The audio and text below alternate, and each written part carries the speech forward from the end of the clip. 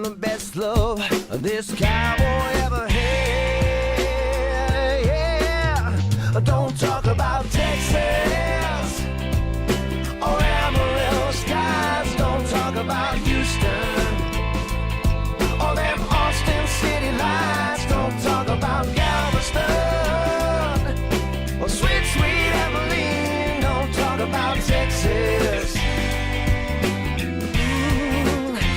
Don't you talk about Texas or Amarillo skies. Don't talk about Houston or them Austin city lights. Don't talk about Galveston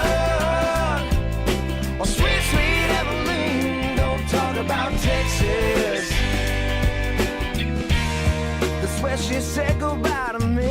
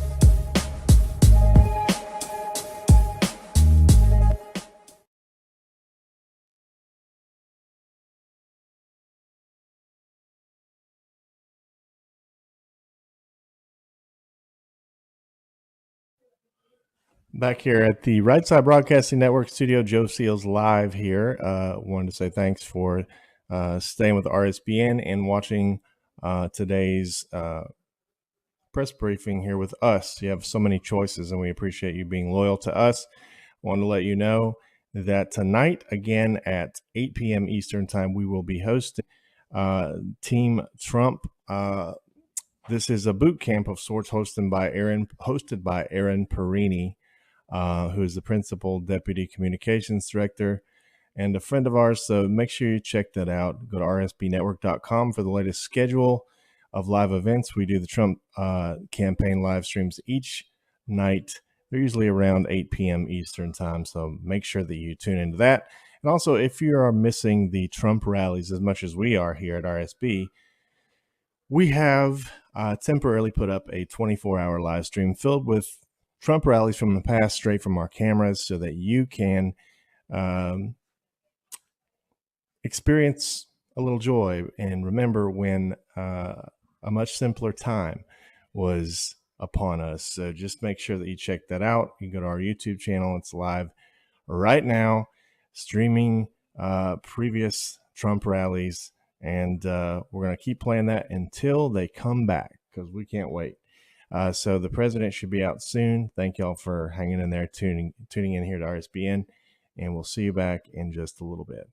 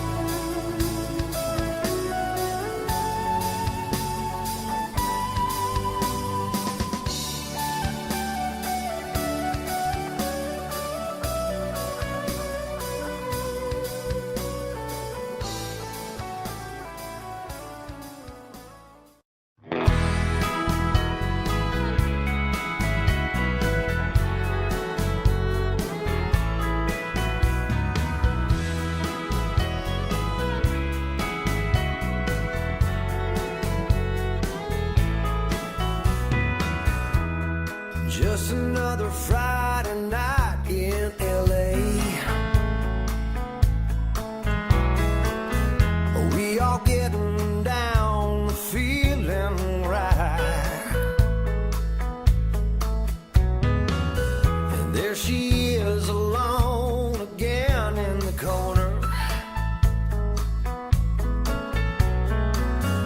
sipping on a glass of house red wine. As the band begins to play, she's grooving, letting music fill her soul. Nobody knows why she dances alone. No, nobody knows what she's running from. You can ask her to dance if you wanna, but you smile and just say no. Nobody knows why she dances alone.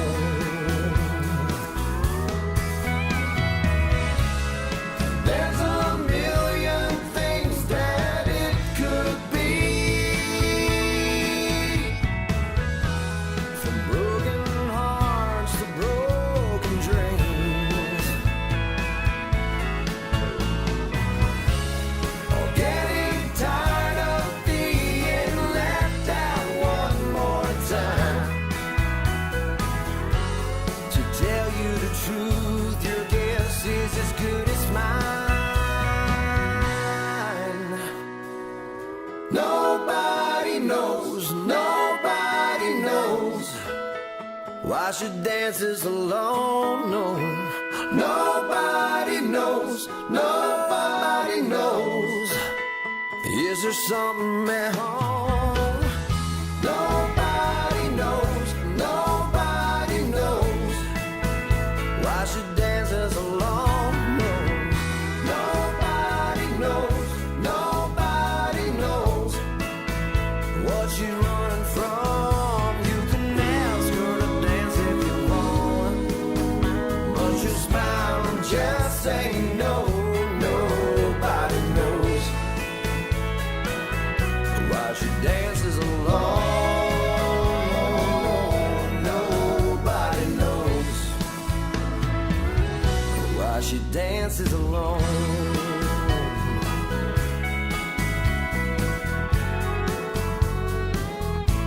Said nobody knows.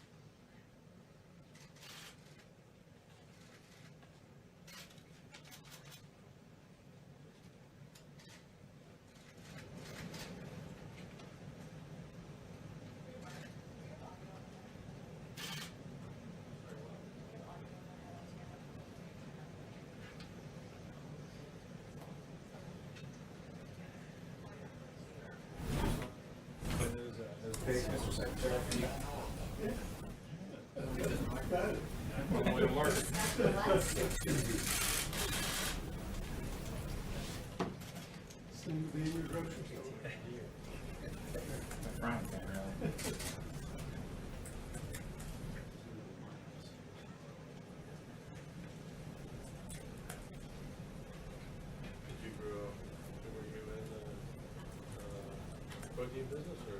Dairy business. First I wrote down dairy.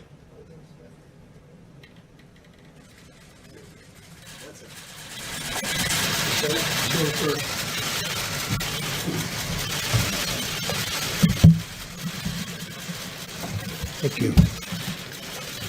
Thank you very much. I just had a great conversation with the leading faith leaders of our country. It went extremely well. We learned a lot. I learned a lot, and we're working on some things that are very interesting and very positive. I thank them all for being on the call. And yesterday, we unveiled detailed guidelines for America's governors to initiate a phased, safe, and gradual reopening of America. That's what's happening. The guidelines provide governors with the fact-driven and science-based metrics they will need to make the decisions that are right for their own particular state. To view the guidelines, you can go to the website at whitehouse.gov/opening-America. So that's whitehouse.gov/opening-America. Treasury has sent out economic relief payments to more than 80 million Americans who have their direct deposit information on file with the IRS, and an incredible success it has been. If you have not received your check, please visit irs.gov, get my payment. How about that one? irs.gov, get my payment. That way the IRS can get you your payment in days, and they've done a fantastic job, I have to say, and you won't have to wait for a check in the mail. I have some very good news. We sent out 80 million deposits, and less than 1% had even little problems. A couple had minor glitches, but it's substantially less than 1%. So out of 80 million deposits, less than 1%, and that gets corrected immediately. So just please do as I say. You'll get that very quickly, very easily. Today, I'm also announcing that Secretary Perdue, who happens to be right next to me, handsome man, and the Department of Agriculture will be implementing a $19 billion relief program for our great farmers and ranchers as they cope with the fallout of the global pandemic. Very honored to be doing this. Our farmers, ranchers, we have, these are great people, great Americans. Never complain, never complain. They just do what they have to do. The program will include direct payments to farmers as well as mass purchases of dairy, meat, and agricultural produce to get that food to the people in need. The USDA will receive another $14 billion in July that will have funding to continue helping, and this will help our farmers and our ranchers, and it's money well deserved. So not only were they targeted at one point by China, and that was over a period of time, and you saw that happening, and they never complained, but that worked out very well. $12 billion they got, and $16 billion they got, and now it's $19 billion. And I'm just going to ask Secretary Perdue to explain exactly how we're going to handle it. Thank you. Well, Mr. President, you may remember earlier this year, you tweeted a message to our farmers and ranchers that no matter the circumstances, you pledged to stand behind them. And while none of us could ever have anticipated this type of pandemic that we're currently in, I think today's announcement is proof that you have our farmers' backs and that you will continue to do what it takes to support them, and they are very grateful. We've heard a lot recently, all of you, about our food supply chain. I think America now knows that more than ever that the wholesome food that our families depend upon and starts with America's farmers and ranchers. Agriculture has been hard hit like most of America with the coronavirus, and President Trump is standing with our farmers and all Americans to make sure we all get through this national emergency. So today, thanks to your direction and leadership, Mr. President, USDA is announcing the Coronavirus Food Assistance Program. As you mentioned, this new $19 billion program will take several immediate actions to assist farmers, ranchers, and consumers in response to the COVID-19 national emergency. The program is really divided into two parts. One is a direct payment, $16 billion in direct payments to farmers, ranchers, and producers who've experienced unprecedented losses during this pandemic.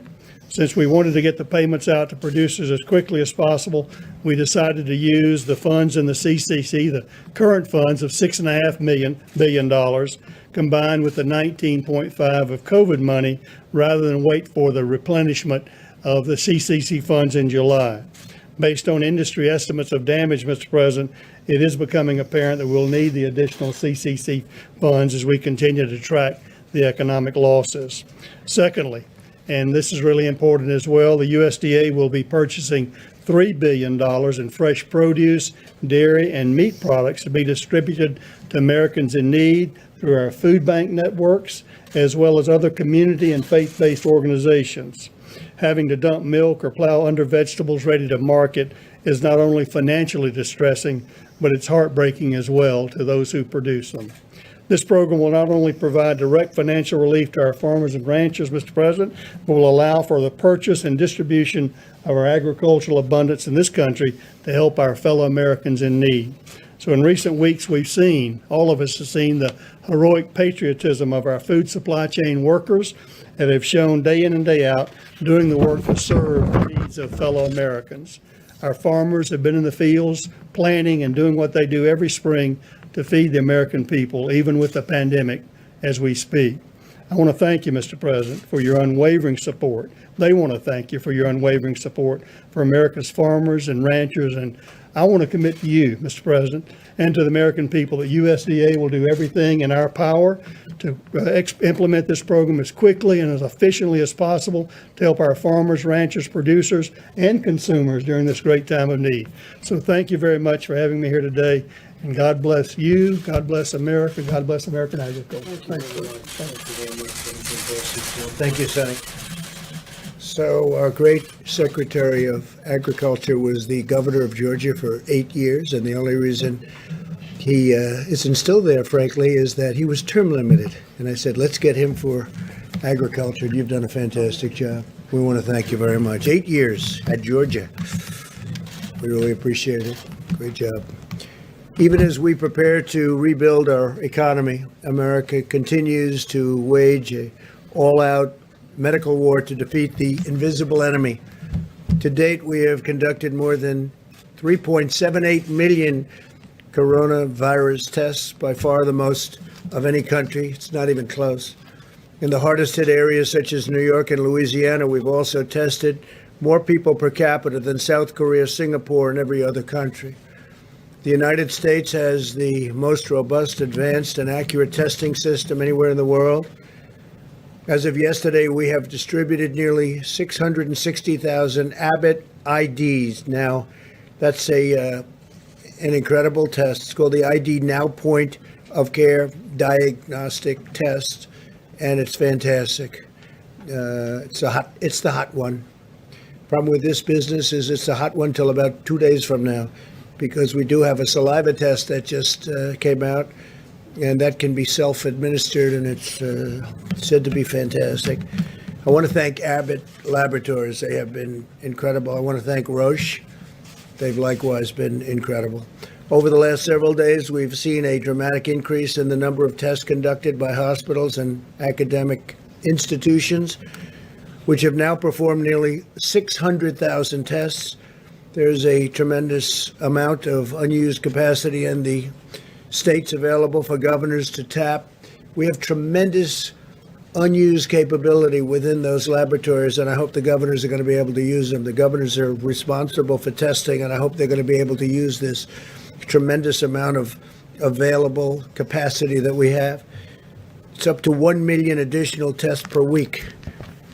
When you think of that, in the next few weeks, we'll be sending out 5.5 million testing swabs to the state. Swabs can be done easily by the governors themselves. Mostly it's cotton. It's not a big deal. You can get cotton easily, but if they can't get it, we will take care of it. Yesterday, the FDA announced a new collaboration with United Health Group, the Gates Foundation, Quantigen, and U.S. Cotton to greatly expand the supply of essential swabs, including a new polyester Q-tip type swab for the coronavirus testing. All of these actions will help our testing capability continue to grow dramatically. So we're helping people even with swabs. We get ventilators. We're now the king of ventilators. We have hundreds of thousands under construction. We don't need them ourselves. The governors are in great shape. If we do, we have a great stockpile that we'll immediately send to the state in need. But we've handled that situation incredibly well. I hope people understand it. I wish the media would get the word out. What we've done in ventilators is amazing because they're big, expensive, and highly complex. We're speaking to other countries. I spoke to President of Mexico today, a great gentleman, and I told him that we are going to be helping him out with ventilators, helping Mexico out, and we'll be helping some other countries too. We have a lot of very high-level, high-quality ventilators, and they're here, and they're also being manufactured as we speak. Following the announcement of our reopening guidelines, there have been some very partisan voices in the media and politics who have spread false and misleading information about our testing capacity. It's totally false and misleading, demonstrating a complete failure to understand the enormous scope of the testing capabilities that we've brought online. And we started really from ground zero. We started from really being very, very outdated and obsolete as a country from the past. And I will say this, if they didn't understand it, it's just really, unfortunately, I hate to say this because we've been getting along very well, but it would be false reporting because they understand the capability. And it's going to be up to the states to use that capability. The states have local points where they can go. A governor can call the mayors, and the mayors can call representatives, and everything is perfect. And that's the way it should work and always should work. We'll help New York and all of the other states get even better on their testing. We have to get even better. And some people think a little bit differently. There are areas where you have vast amounts of area where you have very few people and almost no people are infected. And those places will be looked upon differently by different governors. And I think you're going to have a lot of news coming out about that over the next few days. I think certain states are going to come online, and they're going to start the early stages of the puzzle that we're putting together. And it's going to be together sooner rather than later. A lot of really incredible things are happening. And at some point in the not too distant future, we're going to have our country back. And it's going to be, I think, really with what we're doing on stimulus and helping people keep their businesses together and their lives together and their jobs, it's going to be better than ever before. I hope so. I really do. The current conversation is reminiscent of what happened on ventilators. You remember that when requests were made far beyond what was objectively needed. We were hearing from a certain state, and we were hearing from a lot that they needed far more ventilators. In one case, they wanted 40,000 ventilators, 40,000. It turned out that they had plenty, and they had a number of about 7,000 or 8,000, and that was plenty. We supplied them with a lot, but that was the right number. We got it just about right. And if they did need more, we're ready to give more. But I think the surge seems to be over. And there are a lot of governors just doing a great job, and they're working with us, but we're all working together. The research and development that we've done at the federal level has been absolutely incredible. The media will be accepting of these figures when they get to see the end result. I think they're going to see it, and I think they're already seeing it. That includes not only ventilators, but beds. We built, in most cases, far more than they even needed. But we wanted to err on the side of caution. This is what the governors wanted. They wanted a certain amount in Louisiana. I spoke with the governor, had a long talk with him, and I said, "Do you think you'll need that final hospital?" and they actually didn't need it. We built a lot of beds, so I appreciate it from the governor. And we saved building a hospital. In New York, we did, I think, just a spectacular job at the Javits Center. And even sending the ship up we brought it into COVID, but they didn't really need it. It didn't get much use, but it was there and ready. It wasn't supposed to be used for that purpose. We changed it into that purpose. And it was there, ready, willing, and able. Same with Javits, but they didn't quite need the rooms that the beds that we produced. So we produced almost 2,900 beds, and I think I'd rather tell you that we were overprepared than we were underprepared. And that was a good faith effort by New York, I have to say that. A very good faith effort, but it's nice that we didn't need that instead of needing it. It was not very occupied, but it was ready to go. Still there should something happen, but I think they have it under very good control. As you'll hear from our experts today, we've already built sufficient testing capacity nationwide for states to begin their reopenings. And I think you'll be hearing a lot about reopenings in the coming weeks and months. Most excitingly, in the coming weeks, I think you're going to see some very, very dramatic steps taken, and very safely. We're putting safety first. We may be opening, but we're putting safety first. And when you look at the numbers, when you look at the possible number of deaths at 2.2 million people, and it could have very well been that. It could have been more. Frankly, I've been looking at numbers where it could have been higher than that. 2.2 million people dying. If you figure we lost 500,000, maybe 600,000 in the Civil War, 2.2 million people. A minimum, if we did nothing, would have been 1.6. If you cut that in half, you're talking about 800,000, 900,000, a million people dying. But we did a lot of work, and the people of this country were incredible, I have to say. And I think we're heading to the other category, and that would be if we did work and if it was successful. They had between 100,000 and 220,000 to 240,000 on the upside. And I think we'll be substantially, hopefully, below the 100 number. And I think right now we're heading at probably around 60, maybe 65,000. And one is too many. I always say it, one is too many. It's a horrible thing that happened to our country. There's a horrible thing that happened to 184 countries all over the world. There's a horrible thing, and there was no reason for it. And it should never, ever happen again. In a few minutes, you'll be hearing from Dr. Redfield, Dr. Fauci, Dr. Birx, and Admiral Guar in really great detail. Earlier this week, the FDA authorized 2 new antibody tests, which is very exciting, that will determine if someone has been previously infected with the virus, bringing the total to 4 authorized antibody tests already. This will help us assess the number of cases that have been asymptomatic or mildly symptomatic, and support our efforts to get Americans back to work by showing us who might have developed the wonderful, beautiful immunity. Ultimate victory in this war will be made possible by America's scientific brilliance. There is nothing like us. There is nobody like us, not even close.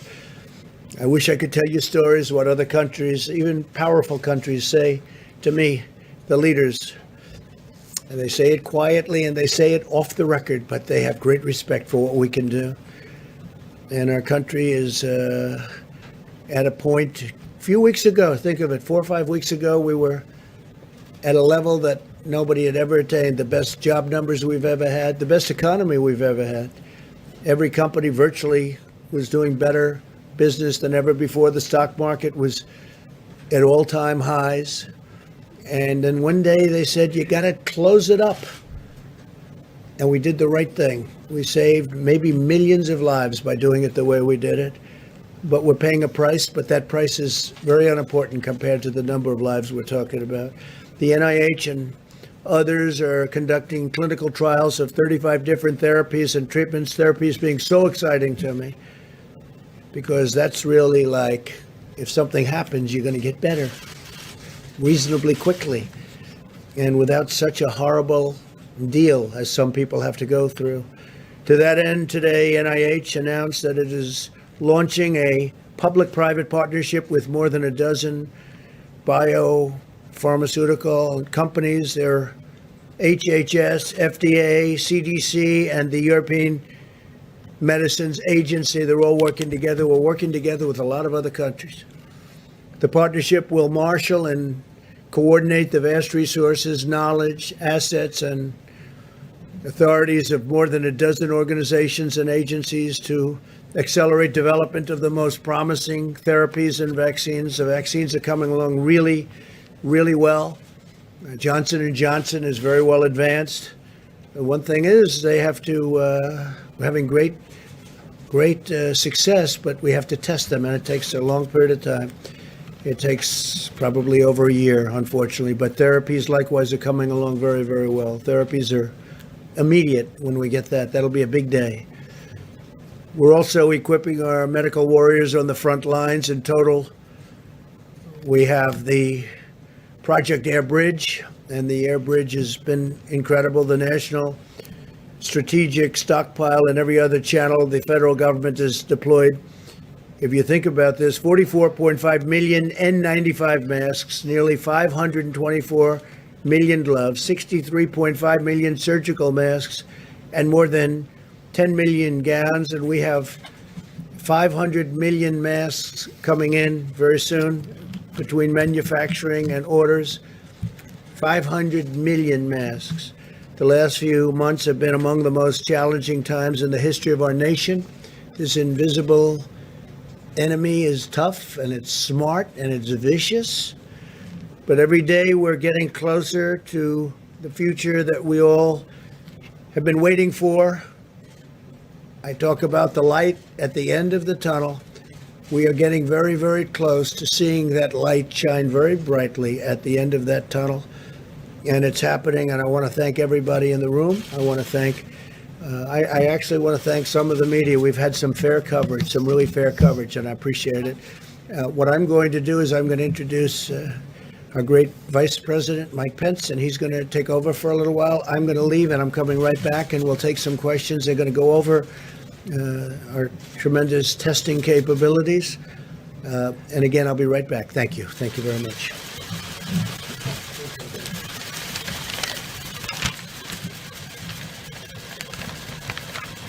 Thank you, Mr. President, and good afternoon all.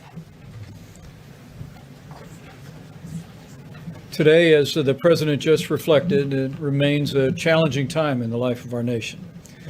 But because of the extraordinary efforts of the American people, because of the strong partnership the federal government has forged with states across the country, we're making progress, America. Despite the tragic loss of more than 36,000 Americans, according to our best data reporting this morning, we continue to see new cases and we continue to see cases and hospitalizations declining in the greater New York City area, in New Orleans and Detroit and elsewhere. This is a tribute, first and foremost, to our healthcare doctors, nurses, all of those working on the front lines, but it's also a great tribute to the American people who have put into practice the social distancing, the guidelines, the guidance of state and local officials. And we hope that every American is encouraged by the steady progress that we are making. We're continuing to bring, at the President's direction, the full resources of the federal government to bear. Today, the President approved a major disaster declaration for American Samoa, and now all 50 states and all territories are under major disaster declarations for the first time in American history. At this present moment, 33,000 National Guardsmen are on duty. 5,500 active duty military personnel have been deployed to 9 states, including 716 medical professionals, doctors, and nurses who deployed out to 14 different hospitals today. Among those were 10 hospitals in New York City, and military personnel were also serving today in hospitals in Connecticut, Texas, Louisiana, and New Jersey. Yesterday, as the President reflected, we unveiled the President's guidelines for opening up America again. There were two parts at the beginning of those guidelines. First, the criteria that we hope will guide governors in their decisions about reopening their states on either a statewide level or a county level. And then also we outlined what we believe would be the most important state responsibilities to have in place before moving into a reopening plan. For phase one, the President's guidelines, you'll recall, advise that states that have a downward trajectory in cases over a 14-day period of time and ensure that they have proper capacity in their healthcare facilities could move to phase one with the easing of some of the social distancing and the criteria that have been in place. But for states that meet the criteria, we outlined specific responsibilities, protecting workers in critical industries, particularly protecting the most vulnerable, those who live and work in senior care facilities. And we also encourage states to have a plan for testing symptomatic individuals and ensuring testing to our most vulnerable populations. As the President has made clear, governors will decide the time and manner that their states reopen, and we will look to support them in that effort. But as we assured the American people yesterday, with the President's direction, our administration will continue to work with governors across the country to ensure that they have the equipment and the supplies and the testing resources to reopen safely and responsibly. On the subject of supplies, today we issued a letter to our nation's governors summarizing all the medical equipment and supplies that have been distributed to their state from FEMA between the 1st of this month and April 14th through Project Air Bridge and through the Commercial Supply Network. We'll be speaking with our nation's governors on Monday and detailing that information at that time. As of April 16th, as the President reflected briefly, FEMA has coordinated the delivery of millions of pieces of medical equipment, including 44 million N95 respirators, 63 million surgical masks, more than 10,000 ventilators, and of course deployed more than 8,600 federal medical station beds. On the subject of testing resources, we're going to take some time to speak about our administration's approach in partnership with states to continue to expand testing across the country at this briefing. But from the very outset of this epidemic, President Trump made efforts to essentially reinvent testing in America. The traditional testing in this country that takes place at CDC or at state labs was designed for basically the kind of diagnostic testing that is routinely required. But the President early on in this effort brought together the leading commercial labs in America. We forged a public and private partnership. And 6 weeks ago, we had performed some 25,000 tests. And at this day, we have performed 3.7 million tests. We believe that labs and hospitals are now performing more than 120,000 tests a day. And we've actually stood up a team from Walter Reed under the direction of Dr. Deborah Birx that is working around the clock to identify additional testing capacity across the country. We believe that states could actually more than double the amount of daily testing that is happening today by simply activating all of the labs. And Dr. Birx will detail some of those resources today, and we'll be going over those very specifically with governors on Monday. We've also been promoting the development of new and innovative tests. We all know about the 15-minute Abbott test, but the FDA is currently working on an antibody test that literally could add 20 million new tests to our supply even before the end of April. I want to assure the American people that we're going to continue to work with your governors and with your state health officials to scale testing in the days ahead. But as you'll hear from all of our experts tonight, our best scientists and health experts assess that states today have enough tests to implement the criteria of phase one if they choose to do so. Let me say that again. Given the guidance in the President's new guidelines for opening up America again, states that meet the criteria for going into phase one and then are preparing the testing that is contemplated by going to phase 1. Our best scientists and health experts assess that today we have a sufficient amount of testing to meet the requirements of a phase 1 reopening if state governors should choose to do that. And you'll hear more detail on that in just a moment. At the President's direction, we're going to be presenting an outline of our approach to testing in partnership with states during this briefing. Our approach will continue to be locally executed, state managed, and federally supported. Dr. Fauci will give us a brief introduction to the overall approach to testing that is contemplated to deal with the coronavirus. Dr. Redfield of the CDC will describe our plan to mobilize CDC officials in all 50 states to specifically monitor coronavirus incidents that occur in every state in the union. Of course, Dr. Deborah Birx will describe not only our tests, but also the current capability and the capability that we could expand to very readily. And Admiral Giroir of the U.S. Public Health Service will summarize our approach. But I want to assure the American people that at the President's direction, we are going to continue to work every single day to make sure that our states and communities have the testing they need to reopen at the time and manner of their choosing. And we're going to work every day to make sure our states have the resources and the supplies to reopen their states and reopen America in a safe and responsible way. With that, Dr. Fauci.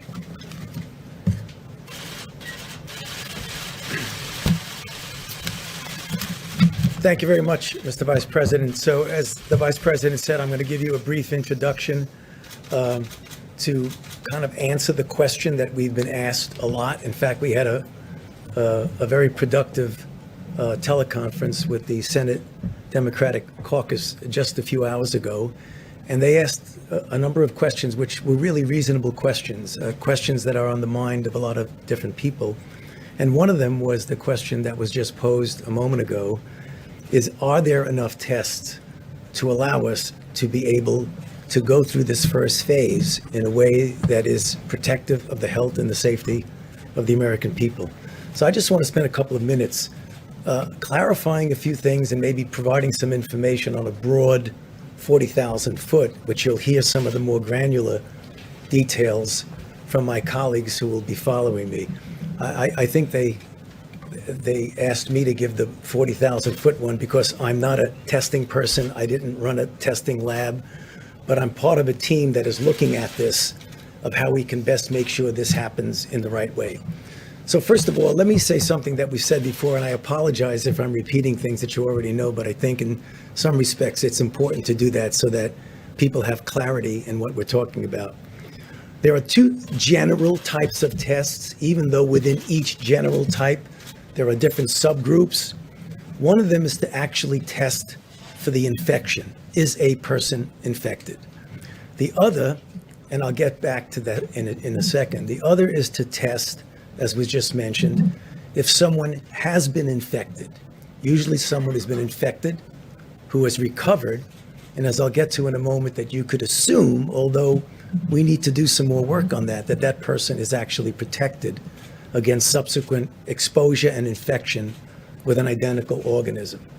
So what are some of the pluses and minuses of each? Because the pluses and minuses are really going to impact how we best use the test and how the test actually should be used. So let's take the test for whether or not you're infected. The test of whether or not you're infected is a test that right now is called a nucleic acid test. It's not an easy test to do. There are some that are more rapid. There are some that have a high throughput. There are different groups within that. The good news about that is that it's a sensitive and specific test, so that if you're infected, you know you're infected, so that, as I'll get to in a moment, if you need to do something with that, get that person, put them in care, take care of them, get them out of circulation. That's important. The part about that I think is often misunderstood is that if you get a test today, like I did today, it's negative. If you get a test today, that does not mean that tomorrow or the next day or the next day or the next day, as you get exposed, perhaps from someone who may not even know they're infected, that means that I'm negative, which means if you take that to its extreme, in order to be really sure, you would almost have to test somebody either every day or every other day or every week or what it is to be absolutely certain. That's an issue. Now, the problem that I talk about when I try and compare this to other situations with what testing means to you. As I think most people know, have been involved in HIV/AIDS for 38 years, 39 years, from the very first week of HIV. So that's what I do. If you get a test for HIV and you are negative and you do not practice any risk behaviors, you can be guaranteed that next month, 6 months, 1 year from now, you will be negative if you don't have a risk behavior. So there's a big difference there about what testing actually means. So the point I think you're getting is that although there is clearly a place for needing to test somebody for a given reason, a test means you're negative now. Now, the other test is an antibody test, a test that tells you, in fact, that you've been infected. That's really good. You're going to hear a bit about that from my colleagues in a moment, because that will give you a broader view of two things. One, what the penetrance of the infection had been. And number two, you can make an assumption, though we still need to prove that. I mean, we are assuming that if you're infected and you have antibody, you're protected. And I think that's a reasonable assumption based on our experience with other viruses. But what we want to make sure that we know, and these are some of the challenges, what is the titer that is protective? How long is the protection? Is it 1 month? Is it 3 months? Is it 6 months? It's a year. So we need to be humble and modest that we don't know everything about it, but it really is an important test. The other thing is the difference between testing and monitoring out there, what's out there. The difference between what we really need it for phase one is to be able to identify, isolate, contact trace, a very important part of when you're pulling back gradually and slowly on the mitigation, and you have people who might be infected. You want to know they're infected. You want to put them in care. That is something that we absolutely need to do. But there are other ways. I want to make sure people understand that not to underestimate the importance of testing. Testing is a part, an important part, of a multifaceted way that we are going to control and ultimately end this outbreak. So please don't anyone interpret it that I'm downplaying testing. But the emphasis that we've been hearing is essentially testing is everything, and it isn't. It's the kinds of things that we've been doing, the mitigation strategies that are an important part of that. Now, just a couple of things before I hand it over to my colleagues. No doubt that early on we had a problem. I have publicly said that we had a problem early on. There was a problem that had to be corrected, and it was corrected. It was a problem that was a technical problem from within that was corrected, and it was an issue of embracing the way we have now and should have the private sector, who clearly has the capability of making and providing tests at the level that we will need them for any of the things that I've just spoken about. So, having said that, right now, I totally understand, and I'm not alone, my colleagues understand, that although we say there are X number of tests out there, and you're going to hear from Admiral Giroir about that, the fact is there have been and still are situations that are correctable and will be corrected, and some of which have been corrected. I know I get on the phone a lot with my colleagues because, believe it or not, some long time ago, I was where they are in the hospitals, in the emergency room, looking at very sick individuals that you need to take care of. And I know what it means when someone tells you, hey, you have what you need, and you look around and you say, well, maybe you think I have what I need, but I don't really have what I need. So we have to figure out, how do we close that gap? And there are a lot of things that I think we've learned and that we are correcting and going to correct. Namely, you have a situation where tests are needed and appropriate, and either people have found there's no tests, or there's no reagents, or there's no swabs, or a person needed a test and were told that there was a restriction. They couldn't get a test. These are all the things that I'm telling you, you already know because you've heard them. So right now, or there's a delay of 5 to 7 days, and what if you want to get somebody out of circulation?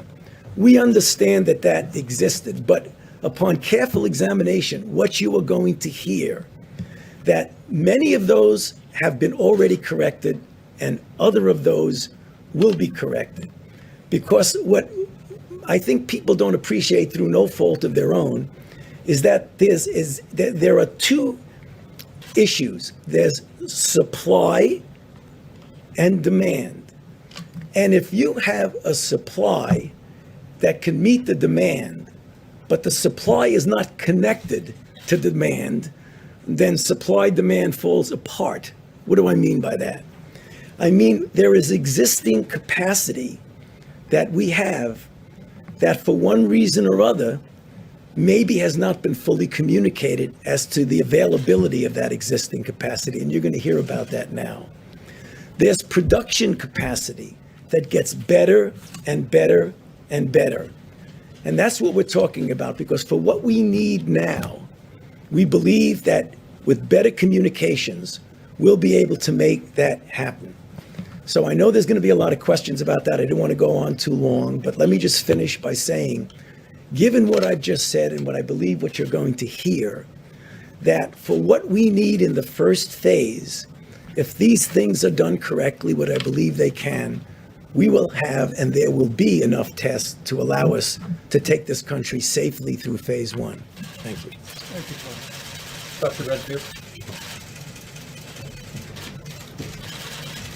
Thank you, Mr. Vice President.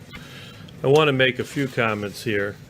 First, I want to talk a little bit about CDC has developed multiple systems to monitor disease outbreaks. I think many of you are familiar, for example, how we monitor for foodborne illness or how we monitor for antibiotic resistance in hospitals.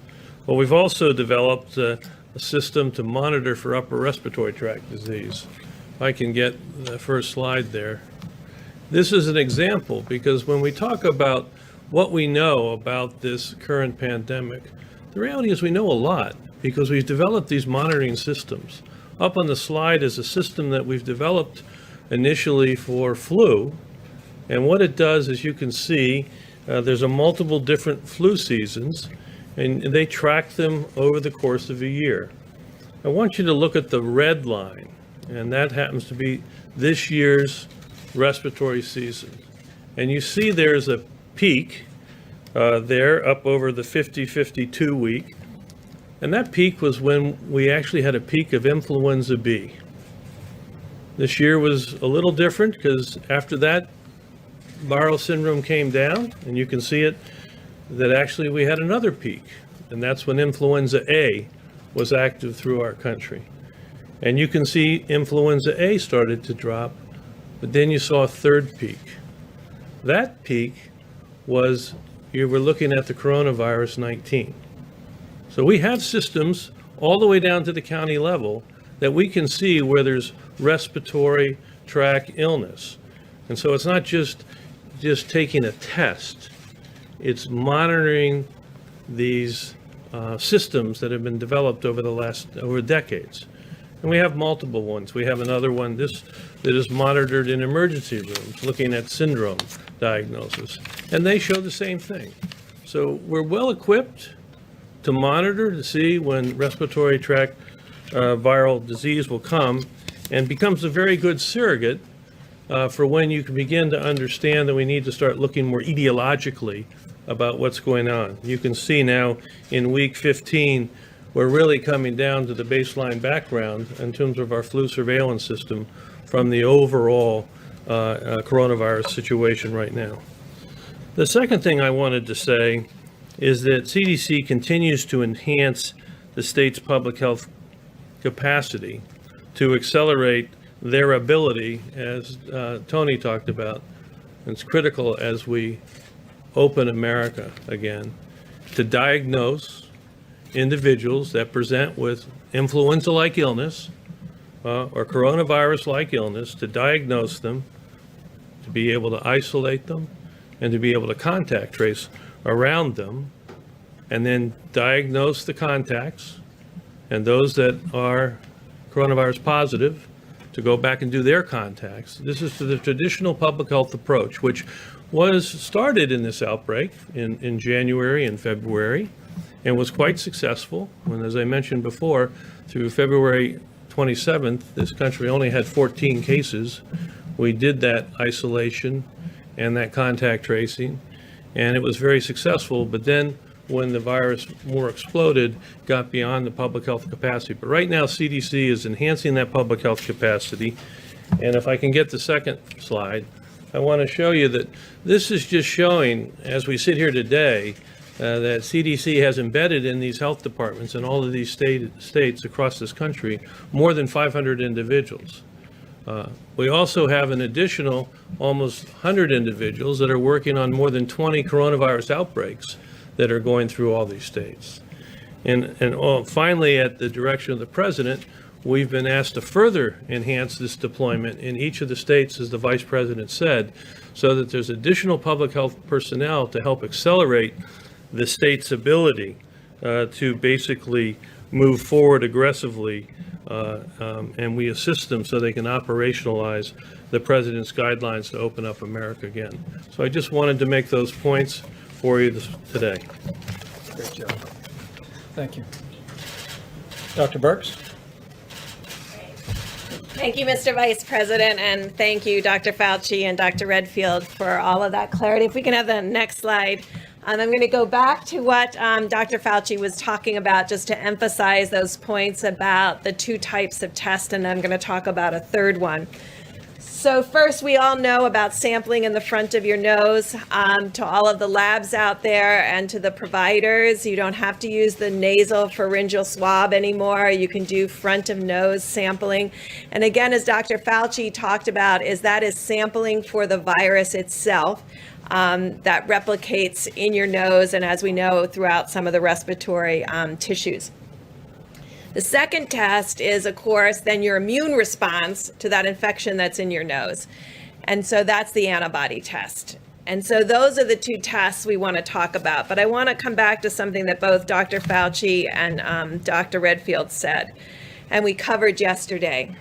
Testing is a part of the exquisite monitoring that needs to occur in partnership with CDC and state and local governments, utilizing the surveillance systems that are available, what we just talked about, the flu surveillance system, because we no longer have flu, and the syndromic respiratory system that is across the United States. And you can see it's going back to baseline so that we'll be able to see at the community level any deviation from that baseline.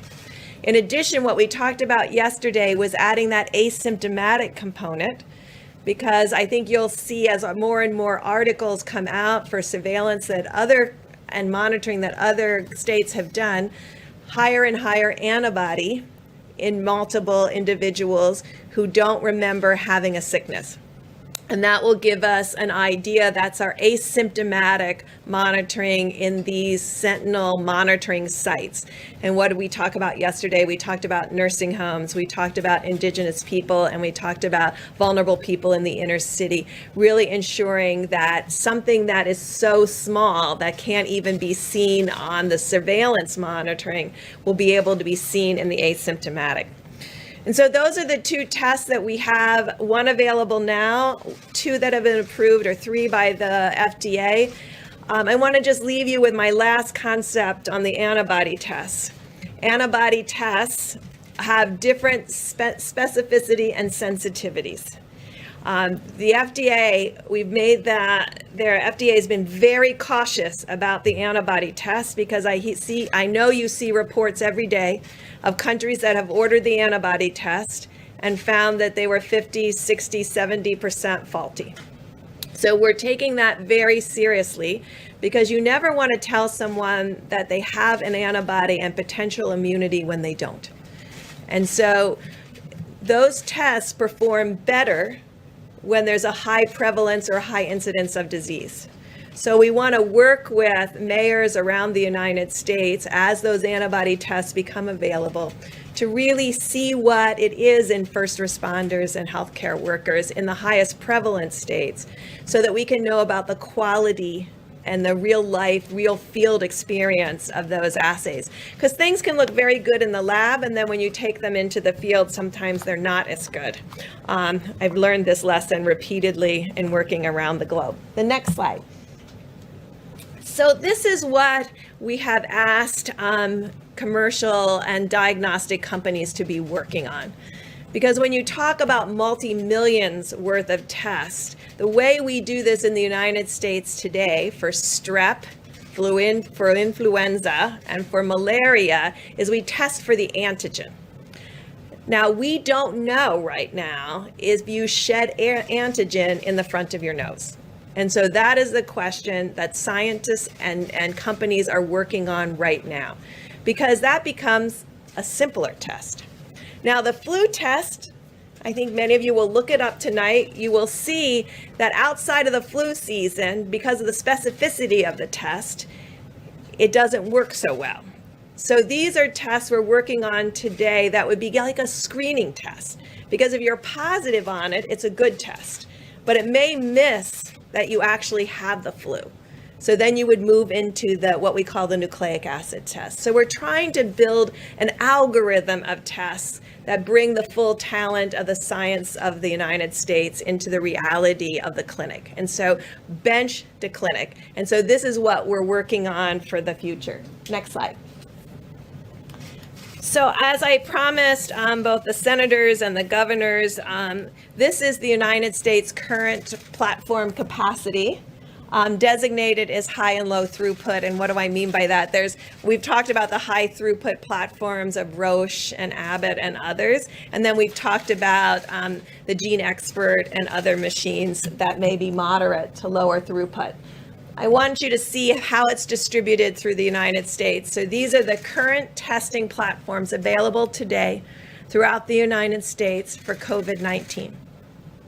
And as you heard from Dr. Fauci, everything has to be working from the swab to the transport media to the laboratory to really get those tests run and the results back to the client.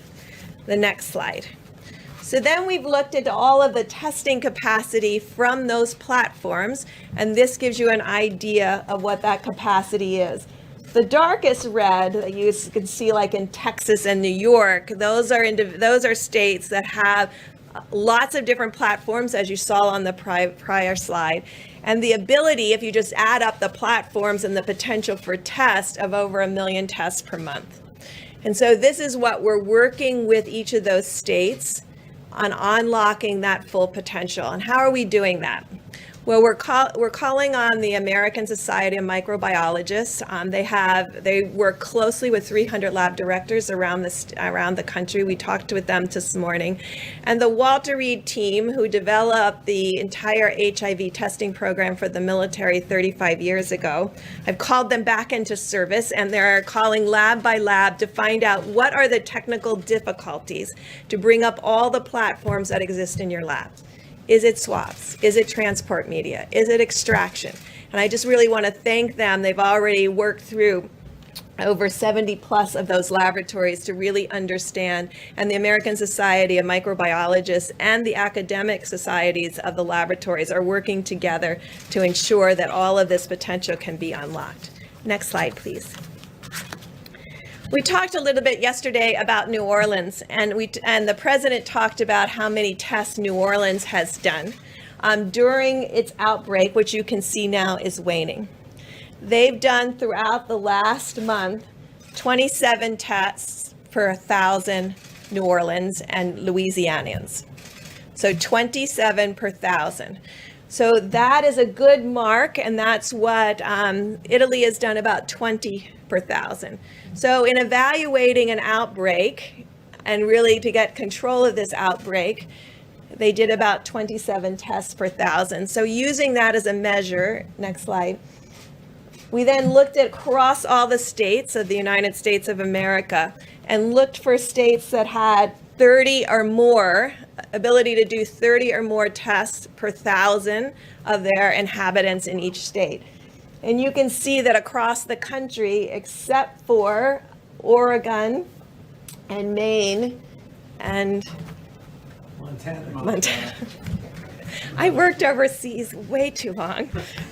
Thank you all. So those are the 3 states that we're working on building capacity in. So this is just to give you a perspective of how seriously we're taking the testing issue. As we've described, we've measured every single platform in every single state. We know exactly where they are by geography, by address, by zip code, what their capacity is, what their cumulative capacity is, what their roadblocks are on not ability to run all their full capacity. And we're addressing those because each one of those is different, and you have to address each of them one by one with the governors, with the state and local labs, and with all of the hospitals.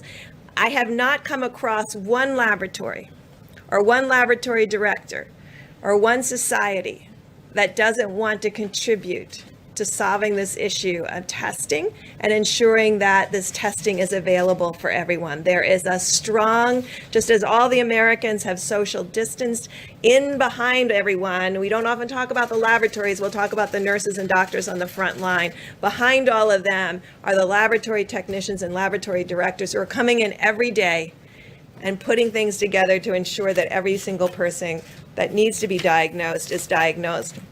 And hopefully you can see from these these slides, that really there is capacity out there. It is our job working with the states and having the state in the leadership role and the laboratory directors in the leadership role to provide support to ensure that all the potential for testing in the United States is brought to bear. I just want to end with, these are nucleic acid tests. There will never be the ability on a nucleic acid test to do 300 million tests a day or to test everybody before they go to work or to school. But there might be with the antigen test. And so that's why there's a role for nucleic acid tests, there's a role for antibody tests, and there's a role for the future development of these other key tests to bring the full ability to the United States. And so when we finish this, we'll be talking to all Americans, because there's other tests that other Americans should have. And I think this has really brought to light the importance of diagnosis. And we'll talk to you further about hepatitis C and TB and other things that we can do to ensure every American is healthy, because I think this has really raised the awareness among all Americans about how you do tests for different kinds and different parts of your disease state, and what is long-lasting immunity and what may be long-lasting immunity, and what is a nucleic acid test and what an antigen test is. And with that, Admiral Gerard. Great. And let me amplify one point as the Admiral steps forward to conclude his remarks about our approach and the efforts we put underway. Governors across the country have been working very closely with us to roll out the level of testing that we have today. And all the information we presented to you is going to be reviewed in the days ahead with all of our governors. Our objective is to connect every one of America's governors and state health officials to all of the labs that are currently able to do coronavirus.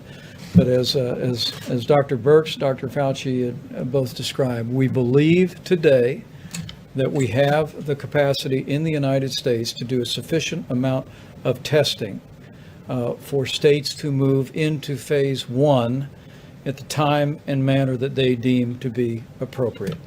With that, I'll allow Admiral Gerard to complete our briefing on testing, and we expect the President to return. Thank you, Mr. Vice President, and thank you to all my really great colleagues. Can I have my next slide? So I wanted to start by where we are today, and just to visit where we've come in such a short period of time. As everyone on the stage has said before, our testing right now is well over 3.78 million tests that have been completed. And if you are impressed by bar graphs, that's over 1.2 million tests reported just in the last week. Ambassador Birx talked to me a little earlier, and she said, we only do about 2 million molecular tests a year for HIV, something that's been developed for 35 years. We're now doing twice that number of tests in a month for a disease that has never been known before, that there's never been a test developed before, and that's sort of where we are and where we've ramped up. I also want to give you a little idea. The lighter blue or lighter gray is our ID Now tests. So we talk about them a lot because they are a point of care test that can be between 5 and 15 minutes. And they have a very specific role, but they're not for everybody. If you've got to screen a few thousand people, 4 tests an hour doesn't get you there on a machine. You have to use some of the larger, higher throughput items. But they have a very important role. And again, coming into the market at 50,000 per day is really an important adjunct to us. She talked about the Gene Expert from Cepheid. Very important. We don't talk about that very much, but it is one of the backbone mobile point of care, not as easy to do per se as the Abbott, but it is a point of care test that really carries tuberculosis screening all through Africa. There are these machines, you saw that on her slide. Every one of the 50 states has this in over 600 sites, and they've done over 700,000 tests just on that relatively low throughput, but very important platform. Next slide, please. I wanted to give you an idea of sort of how the tests are distributed and how they're changing over time. On the left are the state public health laboratories, and although their numbers are relatively small, about 350,000, the state public health laboratories are absolutely critical. They're an absolutely critical core component of our testing. Not only were they there early and first, but they also do things like support outbreak investigations in nursing homes or investigations in certain plants that have a close proximity with everyone because of their work environments. They also do testing on many people who do not have the opportunity to be tested elsewhere, and they are performing outstandingly well. ACLA, I know we hate acronyms, but the American Clinical Laboratory Association. This is America's commercial industrial backbone that we're standing behind the president and the vice president. And when I was there a few weeks ago in the Rose Garden, this is the LabCorp, the Quest, the BioReference Laboratory, Mayo, Sonic, and ARUP. And you'll see they've done almost 2.3 million tests. This is the very large high throughput machines that Dr. Birx talks about. And I want to be clear about this group is that it doesn't matter where you are. I just took one of the largest labs and I said, map out for me where you are within 10 miles of where you are, every site in the country. And when you do that, within 10 miles of a site of one of these, 93% of the US population is covered. These are truly national reference labs that cover almost everybody within the United States. So if you cannot get a test at your hospital, the chances are overwhelming that you could send this to these labs that are fully caught up now. They have no backlog of tests. They've ramped up their production, so their turnaround time is about 48 hours because you may need to transport it from the middle of America out to a lab and result that. But that's really very, very, very good. The American Hospital Association, also academic labs. As the vice president and the president have said, as more and more labs come online, they're increasing the amount of testing that are done just at the hospitals or at academic medical centers, now almost at 600,000 tests. And again, matching the other slide I had, the Abbott point of care test, just to give you a distribution. And that point of care test is being used very importantly in very select populations where a point of care test is really needed. That could be in some hospitals where someone needs to know exactly if a person is positive or not to go on a clinical trial, or in a nursing home investigation, or sometimes to get people screened to go back into the work environment. Most people don't need a point of care test. In fact, a point of care test cannot replace the millions of tests that are here on the other side. Next slide. I don't know how interested you are in swabs. I did not know a whole lot of swabs before a few weeks ago. But there's 2 points I want to make with these slides is, yes, there have been constraining elements, and they're constrained for a couple reasons. Number one, because this is an unprecedented scale up of this type of very sophisticated molecular test. that has never put a demand on a system like we have. When we started out a few weeks ago, there's very specific one type of swab, only get it one place in the US, one place in Italy. And we were stuck with that for a while because it's not just the quantity, it's the quality. What I don't want to do is put a lot of things in the system to make people believe that this is a good test when it hasn't been validated by the FDA to say that a positive is a positive and a negative is a negative. But over the past weeks, both the scientific community, the Gates Foundation, academic medical centers, the FDA, have really opened up our ability to not stick that all the way back in your nasopharynx, but do the anterior nose, and to greatly broaden the amount of swab types that are available. So we are really at a point right now that by the end of April, we'll put another 5 million swabs in addition to everything that's out there now. And by the end of May, over 12 million new swabs in the system, more than enough to obtain the capacity that we need. Next slide. For these molecular tests, you take a swab and you stick it in a test tube. And that test tube has to have a specific kind of liquid in it. And when we started, it was viral transport media, a very special kind of media. The CDC has a make your own recipe. If you're interested in cooking, you could probably do that. But it has a lot of ingredients that go in there, but still very limiting.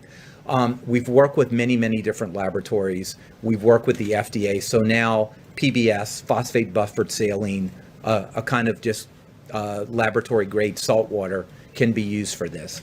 This greatly opens the ability to expand the test to support all the capability that Dr. Birx talks about. And again, by the end of April, we will have put well over 5 million new tubes of either viral transport media or saline into the system.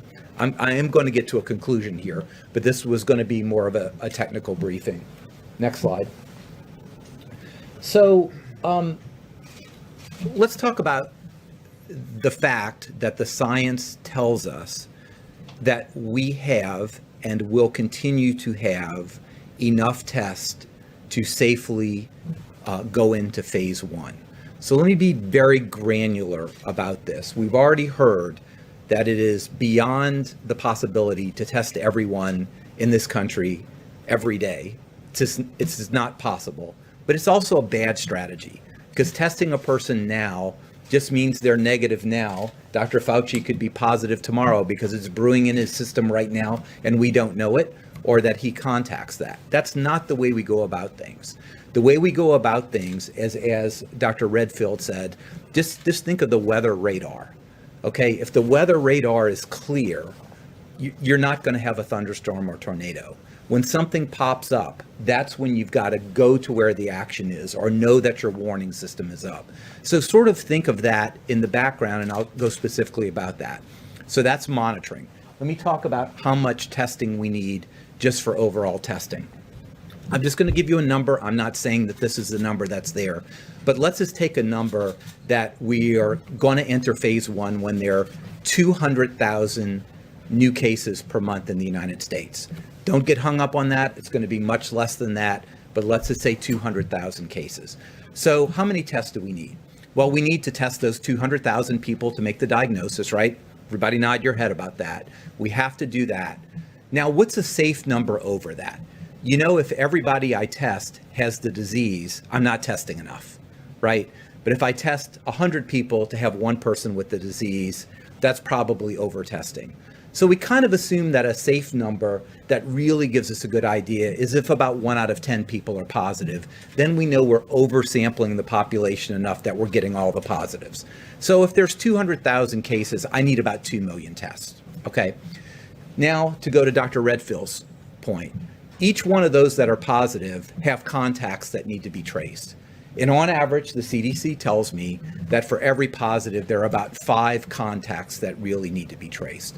So let's assume that those 200,000 people have 5 contacts. So now we have an extra million tests. So 2 million tests out there to detect the 200,000 cases, an extra million out there to trace those contacts. So we're up to about 3 million cases. If you want to put a fudge factor, say that's 4 million tests, okay? Those are generally done at the main hospital labs, the commercial labs, state and regional labs. All this can be done, as well as some of the labs talked about by Dr. Burks. Next slide. The second group of testing fits exactly perfectly with the influenza-like surveillance system that Dr. Redfield talked about. This is the monitoring. This is sort of the radar, the weather radar that it would be out there, that we're not testing people who are symptomatic. We want to do testing on people who are asymptomatic, because you can have asymptomatic carriage. You could have this virus and shed it and not have symptoms or only mild symptoms. So what is the strategy here? The strategy here, this is an unprecedented strategy, okay? This is really unprecedented. But we're going to do between 300,000 and 500,000 tests per week in the most vulnerable populations that we know that the virus could circulate. And what are they? Number one, nursing home and long-term care facilities. We know that from the history of this virus, that can circulate and be devastating, and it could circulate even in a way that you don't have symptoms. So we're going to survey in a very controlled way, driven by the CDC, supervised by the CDC, surveys over, we may not get to everyone, but surveying in the areas to cover in a selective way the 15,000 or so nursing homes. Secondly, we want to work in vulnerable members in cities. And this is the way we think about that is community health centers. I'm a huge fan of community health centers that are led by HRSA. There are about 30,000 community health center sites. They take care of 30 million people, children, adults, elderly. They care for about 1/3 of Americans below the poverty level. They are arrayed to take care of our most vulnerable populations. So we want to survey asymptomatic people in those community health centers. We also want to do in some of our indigenous population, and very early I was out here bringing machines to the Indian Health Service, and in fact, 1,800 members of the Public Health Service provide care to the Indian Health Service, and their director and chief medical officer are both admirals in the Indian Health Service. Plus workplace monitoring, particularly for workplace environments that may have very close contact or may have a high risk, and some of those could be agricultural facilities. So let's just total that up. We have 200,000 people who need a diagnosis. To make that diagnosis, we want to test 2 million. Okay, so that's 2 million. We're going to contact trace with 1 million. And let's just throw you a fudge factor of about 25% on that, so that's 4 million. And we have this background testing of about 400,000 per month. So to safely do the testing, we need to be in the range of 4.5 million. You followed my numbers, because I want you to understand, per month. Pardon me? For phase one, right, for phase one. And I want to tell you that's really how it adds up, and that's where we are. Right now, we're doing about 1 million to 1.2 million per week. We are further and further as we open up the laboratories, and we're able to open all the supplies that we need for that. And I think that's where I would like to end. Thank you. Thank you. I'll ask the team to step back up for questions, and we do anticipate, as his schedule permitted, that the president will be returning momentarily. Please. You talked about phase one. Will there be enough testing for phase two? Do you have to ramp up capacity for that, or how do you deal with that? That's a very good question. Yeah, that's a great question. And what we will be doing is monitoring how much we have to use in phase one to really help inform phase two.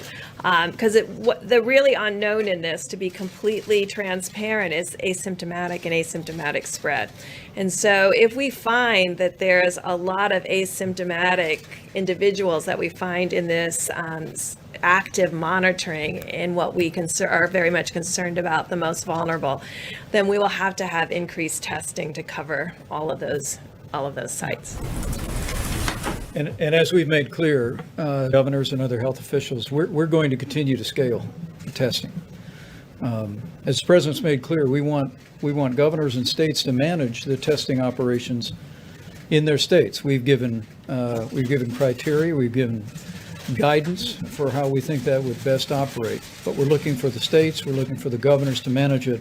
But in the midst of that, all these great experts working with all these great facilities are going to continue to use that great American ingenuity to scale and increase the availability of testing for states to be able to implement as they move closer and closer to that day the president speaks of often, where we reopen America and put all of America back to work. Mr. President? You did well. They all did well, I think. I'll bet they did. Please, go ahead. Mr. President, thank you. Earlier today, Jay Inslee said that your tweets encouraging Who said liberation. this? Jay Inslee said your tweets encouraging liberation in Michigan, Minnesota, Virginia were fomenting rebellion. Wondering how that squares with the sober and methodical guidance that you issued yesterday. Well, I think we do have a sobering guidance, but I think some things are too tough. And if you look at some of the states you just mentioned, it's too tough, not only relative to this, but what they've done in Virginia with respect to the Second Amendment is just a horrible thing. They did a horrible thing, the governor. And he's a governor under a cloud to start off with. So when you see what he said about the Second Amendment, when you see what other states have done, no, I think I feel very comfortable. Go ahead. Thank you, Mr. President. Just to be clear, when you talk about these states, Michigan, Minnesota, Virginia, do you think that they should lift their stay-at-home orders, or can you talk sort No, of but I think elements of what they've done are too much. I mean, it's just too much. You know the elements because I've already said, but certainly a Second Amendment and Second Amendment having to do with the state of Virginia, what they've done in Virginia is just incredible. Okay, please. Sir, are you concerned, though, that people coming out in protest are going to spread COVID to other people? They're congregating in ways that health experts have said they should not. No, these are people expressing their views. I see where they are and I see the way they're working. They seem to be very responsible people to me. But it's, they've been treated a little bit rough. Please, Rebecca. Thanks, Mr. President. I'm curious about some more of the dynamics we might see as the country begins reopening, as you put it, kind of like a puzzle. So as you've mentioned, we have states where we're already seeing their curves begin to flatten, but then there are others like Florida or more rural parts of the country where they aren't projected to peak for weeks or even months. So can you talk a little bit about some of the difficulties that those later peaking states might face if they need to stay locked down for longer, even as other places around them are starting to open back up? Well, we're seeing great numbers in almost every state. We're seeing big drops. We're really seeing, in terms of beds, the numbers we have to look at are the beds being occupied, people going, which is essentially people going in. That means that you have fewer people that are sick, fewer people that feel they have to go to a hospital, and those numbers are dropping really precipitously. So I think that we're just seeing a lot of good signs. Now, a place like New York, New Jersey, and certain parts of Louisiana. Louisiana's been incredible lately when you look at that drop. That drop has really been great. Michigan's had a hard time, but it's starting to do well. So I just think Illinois is another one. You look at some of the numbers, but everyone is dropping, and they're dropping rather quickly. We don't have any hotspot that's developed where all of a sudden you say, well, other than we did have a meatpacking plant or two where incredibly we had some, you saw the number was rather incredible. It took place in that plant. People could ask about that. I wonder who owned that company. It was a weird situation, but generally speaking, it's been very good. The numbers have been really improving greatly. Please, Linda. Thank you, Mr. President. U.S. intelligence is saying this week that the coronavirus likely came from a level 4 lab in Wuhan. There's also another report that the NIH, under the Obama administration in 2015, gave that lab $3.7 million in a grant. Why would the U.S. give a grant like that to China? The Obama administration gave them a grant of $3.7 million. I've been hearing about that. And we've instructed that if any grants are going to that area, we're looking at it literally about an hour ago and also early in the morning. We will end that grant very quickly, but it was granted quite a while ago. They were granted a substantial amount of money. We're going to look at it and take a look, but I understand it was a number of years ago, right? So you are. When did you hear was the grant was made? 2015. 2015. Who was president then? I wonder. Okay. Yes, ma'am. And Mr. President, we know negotiations are underway for the next round of funding for small businesses. Yeah. If tens of billions of dollars went in a matter of days the first time, will this next relief package be enough? Well, I think it will certainly, it's going to get us to a point that's going to be rather beautiful. We think that that will be the point, and it could be they'd want more, but maybe at a certain point we're going to stop. It's been a tremendous success. It's been executed flawlessly. SBA's done a very good job, but the banks have done a great job, whether it was Bank of America or Wells Fargo. The community banks have been incredible. I think we had over 4,000 community banks. A lot of people didn't know you had that many banks, but 4,000 community banks, they gave the money out. It's so organized, and it's been such a great program. And so essentially we're waiting for $250 billion. The Democrats are refusing to do it. This is money that essentially is going to the workers. It's going to keep these companies whole, restaurants and a lot of great companies. And it's a small amount of money relative to what it represents, because it represents small businesses. It represents them staying in business. And, you know, when you look at it, people don't know, small businesses represent approximately 50% of the power of our business enterprises. It's not all the big monster businesses that you read about every day. It's all of these small businesses when added. It's something that should be approved by the Democrats. The Republicans want it badly, and the people want it very badly. If I could just follow up on that, nearly 10% of the loans that were given out were for $5 million, but some small business owners say they can't even get a loan for $100,000. Is that acceptable? Well, they would get that, but they have to approve it. Nobody knew it was going to be this successful. Don't forget, when you say the money's gone, it's been a tremendous success as a program. People they really want it. And some people won't be able to keep their business open unless they get that money. It's been a tremendous success. It's been executed flawlessly. It's been, I mean, with few exceptions, it's really been good. And I think the Democrats are going to do it. Look, Nancy Pelosi, she's away on vacation or something, and she should come back. She should come back and get this done. I don't know why she's not coming back. The fact is, she's not doing her job, and there's nothing unusual about that for her. And Leader McCarthy said they're now considering also adding more funding for hospitals included in So they are thinking about hospitals, and hospitals are a good thing. Hospitals have been decimated by this. You know, they've given up their business, which is good because they did the right thing in order to take care of the COVID-19. And no, hospitals, I'm with that all the way. If they want to add hospitals, we could also add it into phase 4. If we do a phase 4, phase 4 would be hopefully infrastructure. A lot of people are talking about the best thing we could do for this country would be the payroll tax cut that I've been suggesting. A lot of Democrats like it, believe it or not, the payroll tax cut. And Art Laffer, who's tremendous, in fact, he recently got the Presidential Medal of Freedom, economist. He was with Ronald Reagan, and he looks like he's 25 years old, but I think he might be a little bit older than that. He looks so great. But Art Laffer said the single best thing you can do is the payroll tax cut. And I would just about agree with that, and I'd like to see that. I'm not sure that we're going to get that, but I think that's something that could be done. It's simple. It's really good for both the company that employs these people and for the people that are employed. So we're going to see whether that happens or not. The payroll, I put it out there, the payroll tax cut would be a tremendous incentive for this country. Steve? China now says its coronavirus death toll in Wuhan is 50% higher, up to about 4,000. Does that sound like a credible number to you? Well, you know, when I listen to the press every night saying we have the most, we don't have the most in the world deaths.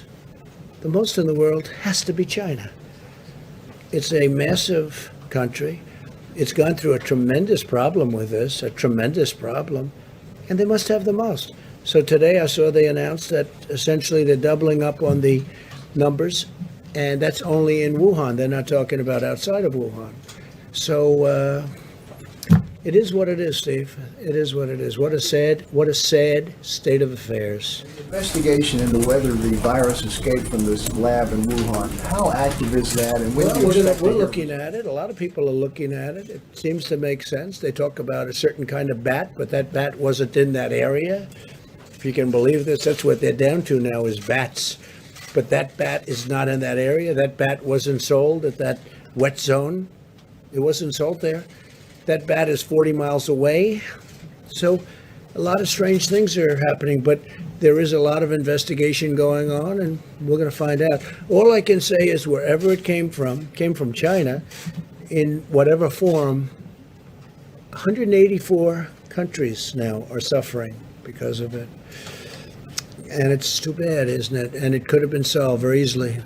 When it was just starting, it could have been solved really very easily. Yeah, please, with that. Thank you, sir.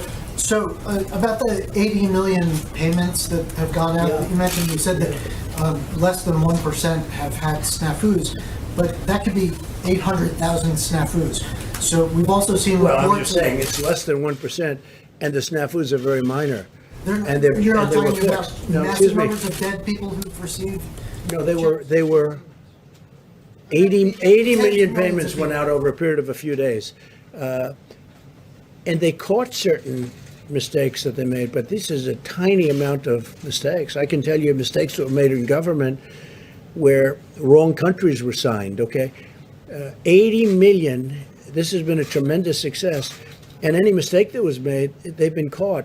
And it's less than 1%. That's a very good percentage. I can tell you for government. I mean, how about the Obama website, the Obamacare website, where they spent $5 billion on building a website that you could have built for peanuts? Okay. If money went up to deceased people, is the government going to get that back?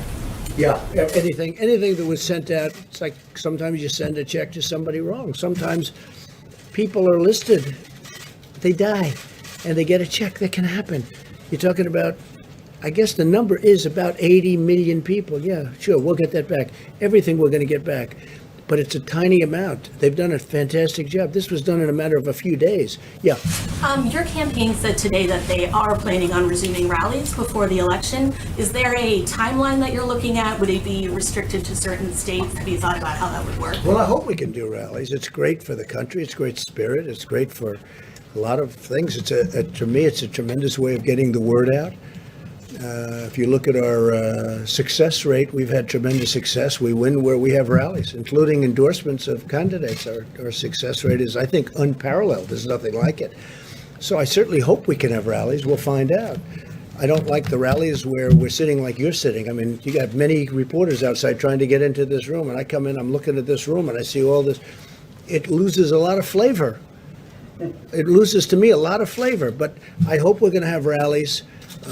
I think they're going to be bigger than ever. I will say this, the rallies that we're having, until we had to stop with regard to the problem that we had here, the rallies were bigger than they were, I think even substantially bigger. We go into the biggest arena and we turn away 20, 30,000 people sometimes. And in one case, I think they said in New Jersey, we had 175,000 people show up for an arena that holds 9,000 people. And they showed up. And the reporters even reported that. That was almost shocking to me. But I hope we can resume rallies because I think they're an important part of politics, actually. Mr. President, under your reopening plan, some workers can go back to work in phase 1, but schools cannot reopen until phase 2. Many parents don't have an option to work from home. So how can you get businesses back up and running as long as schools are closed? Well, I think the businesses are going to, and I think now we've given the businesses a real jolt, a real positive jolt. They're able to keep their employees. You know, without the employees, if the employees leave that area, if they leave, you know, who knows where they're going, or if they get another job, maybe someplace else, you're not going to have the same business. So we gave them money to hold their employees. They're going to do that. We hope we can do $250 billion more. It's absolutely so inexpensive compared to what it represents. And we hope that's going to happen. But I really think, look, you see it with the stock market. The market was up 700 or 800 points today. And if you would have told me that we would have a virus, the likes of which this world has not seen since 1917, which was the Spanish flu, where anywhere from 75 to 100 million people were killed, and that we'd have a stock market that's not far below its all-time high. And it's starting to get a little low. You know, then you had a 1,000-point increase and a 1,200-point increase. So now we have a stock market that's at a point where it's not very far away from where it was, and we've gone through a closed, literally a closed country. Remember this also. I mean, we have had a closed economy. We had the best economy anywhere in the world by far. We had the best economy we've ever had. And remember this, the dollar is very strong. And strong dollars are overall very good.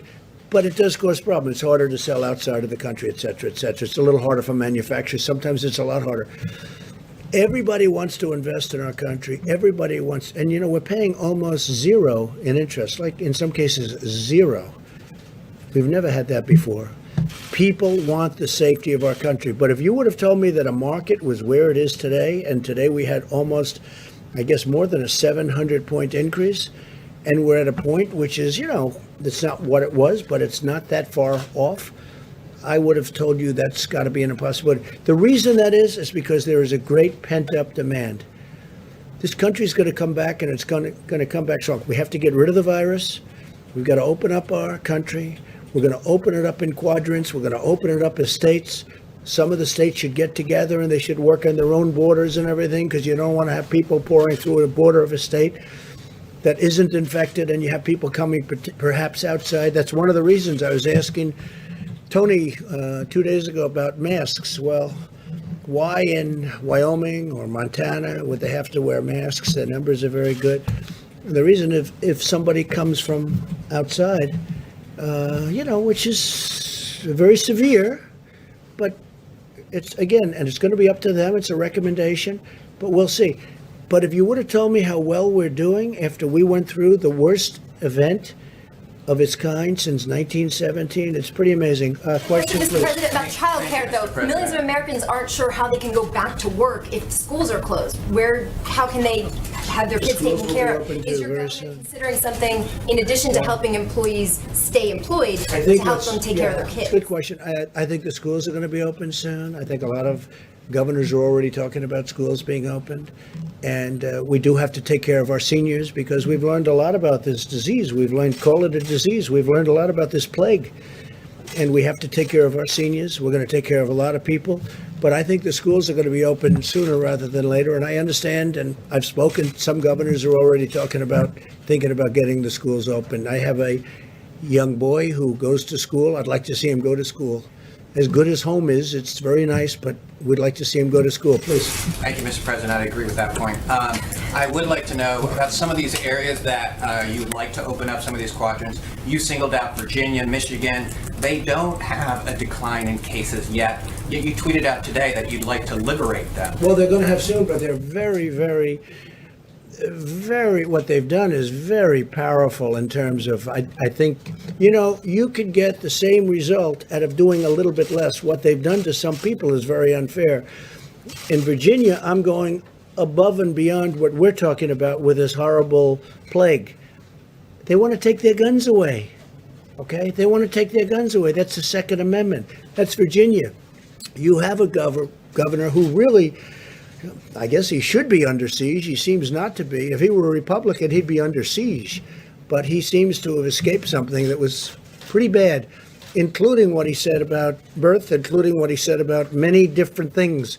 But he wants to if you take a look at what's going on in Virginia, they want to take away Second Amendment rights, and that's what they want to do.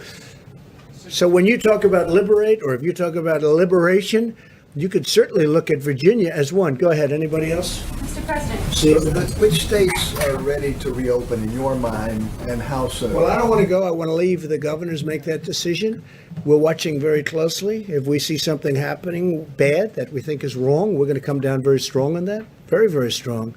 The federal government has a lot to say. We have a lot to say beyond what anyone understands. And we think, and I've gotten to know many of the governors, many Democrats too. It's Republicans, and I knew the Republicans. I knew some of the Democrats, but I got to know a lot of them. I think it's going to be in the hands of a lot of good people. I think a lot of good people are looking at this, and they want to do what's right, Steve. The Vice President is traveling soon, I think tomorrow, to Colorado. When are you going to be in a position to travel again? Well, they'd rather not have me travel. I think I've been in the White House, I don't know, for months.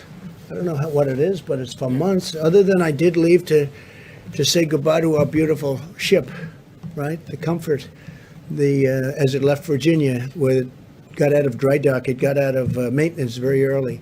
It was supposed to be there for 4 weeks. It was there for a few days. Literally, we got it up to New York. I mean, they didn't need it like Well, I wouldn't say we hoped. I'm glad they didn't need it. They didn't need it. That was a good thing. They didn't need the convention center, 2,500 beds, or depending on your definition, 2,900. We ultimately converted it to COVID. The Army Corps of Engineers and FEMA, the job they did was incredible. But that's a sign that they're making progress in New York. If you look at that, we built it. It was ready. It's there now. It's ready. We converted it to COVID. It wasn't supposed to be for that, at the request of, frankly, our side. Then ultimately we converted it, but there is much less demand. That's such a good thing. I mean, I'm not complaining about that. I think it's a great, that means New York's making progress. Is it important to you that Vice President is going tomorrow? He's going to Colorado? I think he's going to the Air Force to make the commencement, right? Yes, sir. Oh, I think it's great. I think it's great. If he's going to make the commencement, I hear they're going to have a very spread out crowd. Yes, sir. They're going to be, I will say they are going to be socially very good. They're going to be very far apart. That'll be very interesting. I think I'm going to watch that one. No, they're going to be, they're going to have a good spread, a good distance apart. I spoke to Mike about it. No, I think making the commencement speech, I'm doing it at West Point, which I look forward to. I did it last year at Air Force. I did it at Annapolis. I did it at the Coast Guard Academy. And I'm doing it at West Point. And I assume they've got it. And I understand they'll have distancing. They'll have some big distances, so it'll be very different than it ever looked. Do I like the look? No, I don't. And eventually, next year, they'll have a commencement which will be like it's been, like when people like this, our great admiral has done such a great job, when he graduated from where he graduated, me too, we're nice and tight. And that's going to happen again. I don't want people to think that this is going to be like this forever, but for a period of time, we're going to have to keep it that way. That includes baseball games and football games and other things. But eventually, as this virus goes away, it's going to be better and better. Director, it's going to be better and better, and we're going to get our lives back to the way they were. One thing that bothers me, a couple of restaurateurs called, and they said, sir, I barely made a living with 150 seats. Now, if I do what they want me to do, I'll be down to 25 seats. And I can't. I said, yeah, but you're not going to be there forever. And he didn't really know that. He thought that they were going to take 150 seats, move it down to 25 to 50 seats, depending on the way he laid it out. He said, don't worry about it. Eventually, you're going to be back to the scene that you used to have, which was, look, I could tell you about, and I'm not going to do it because I didn't want to bring it up, but I could tell you about events that took place. And I said things like, you'll never do that again, or you'll never do this again, or I don't even want to mention the events. I don't want to mention what you're supposed to be doing. Because, and one of them was so horrible. I said, a certain industry will be out of business, never happen again. 2 weeks later, it was like nothing ever happened. Hopefully, we get rid of this. We have tremendous talent up here and all over, including governors, including local governments, state governments. I look forward to the time, to me, when we can really normalize. But normalizing is being back to where we were. Yeah, please, go ahead. Mr. President, some of your allies are calling for China to be stripped as host of the 2022 Olympics. Wondering what you make of that. Is that something that you would consider, or? So I just made a deal with China where they're going to put in $250 billion of product. They're going to be buying 50 from 40 to 50 billion in farm. I want to see what's happening with China. I want to see how they're doing on it. Are they fulfilling the deal, the transaction? We have a lot of discussions going on with China. Let me just put it this way. I'm not happy, okay? I'm not happy. And I spoke to them, and this could have been shut down a long time ago. They knew it, and we couldn't get in, and in all fairness, World Health couldn't get in, and that's why I wish they took a different stance. They took a very pathetic stance and a very weak stance, but they say they couldn't get in. But ultimately, they got in. They got in much sooner than anybody, but they didn't report what was happening. They didn't report what was happening inside of China. No, I'm not happy with China. Yeah, please. Mr. President, I wanted to ask Dr. Fauci, could you address these suggestions or concerns that this virus was somehow man-made, possibly came out of a laboratory? in China. You studied this virus. What are the prospects of that? There was a study recently that we can make available to you where a group of highly qualified evolutionary virologists looked at the sequences there and the sequences in bats as they evolve, and the mutations that it took to get to the point where it is now is totally consistent with a jump of a species from an animal to a human. So, I mean, the paper will be available. I don't have the authors right now, but we can make that available to you. Follow-up, sir, on the protests that we've seen of people wanting the economies to open. Does that concern you, though, as a health expert, when you see folks congregate, and are you worried if that's encouraged? Well, I mean, I'm looking at it from a public health standpoint. I certainly can understand the frustration of people, but my main role in the task force is to make recommendations to protect the health and the safety of the American people. And I would hope that people understand that that's the reason why we're doing what we're doing, and hopefully we'll put an end to this. Thank you. And I will say this, I'm very, very satisfied with the decision we made, listening to experts, listening to my gut, the feeling of the vice president, and really many others when we put it all together. Look, if we didn't do what we did at the time, we could have lost more than 2 million people. I really believe that. I could show you charts of other places that gave it a shot and they're not doing well. And I would show it to you right now. I don't want to embarrass anybody, but they gave that a shot.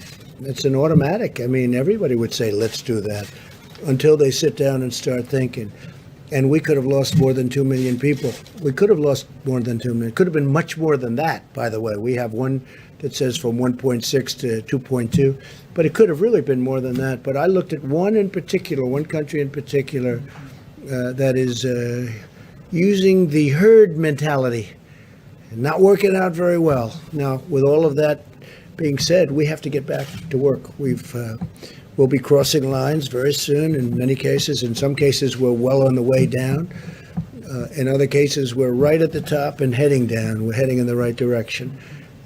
I saw some numbers from New Jersey, which was having a very tough time at starting. He's doing a terrific job, the governor, Phil Murphy, starting to get some really good signs. I looked at some of the New York numbers. They're starting to get, they've been devastated, obviously, but some really good things are starting to happen. So if we would have done something different, first of all, would not have been sustainable. You would have had people, they would have been furious at you and me and everybody up here. It would not have been sustainable. Because you look at some of the hospitals, as an example, a certain hospital right near where I grew up in Queens, and you had body bags all over the floor of that hospital. You know the one I'm talking about. All over the floor of the hospital. Now multiply that times 12 or 15, because that's the kind of numbers you're talking about, 12 or 15. And it would not have been allowed. There would have been an insurrection. Nobody would have understood that. Whereas right now, nobody can be blamed, and there is no blame. We're all in a situation that was caused, that should have been solved long ago. It could have been solved probably very easily. Look, this is a tough enemy, but probably very easily if a certain country did what they should have done. And we're just starting to learn those facts. But what we did was the right thing. With that being said, we want to get back, and we're going to be opening up states. They're being opened by very capable people. It's also point of sale, as they say in a different business. It's the point they'll be able to look at that, where the testing is taking place. We're going to help them with the testing. We've developed some tremendous tests over the last little while, and we're going to work with the states, so we're going to help them.